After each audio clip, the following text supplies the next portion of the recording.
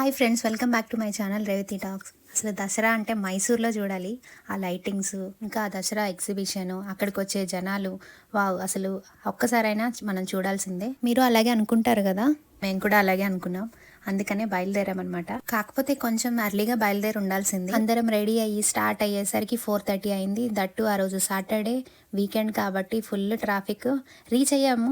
Almost ఒక 2 kilometres డిస్టెన్స్లో ఉన్నాం అనగా ఇంకా ట్రాఫిక్లో ఇరుక్కుపోయామన్నమాట. ఆల్మోస్ట్ 1 అవర్ అక్కడే వెయిట్ చేసాం, జస్ట్ 2 కిలోమీటర్స్ డిస్టెన్స్ ట్రావెల్ చేయడానికి. మైసూర్ రీచ్ అయ్యాకే మైసూర్ బోండా, మైసూర్ మసాలా దోశ తిందామని దారిలో తినకుండా ఎక్కడ ఆగకుండా వచ్చామన్నమాట. సో మేము రీచ్ అయ్యేసరికి 10:30 అయింది. సరే తినేసి వెళ్దామని చెప్పి అక్కడ కామత్ హోటల్ కనిపిస్తే దానికి వెళ్ళాము.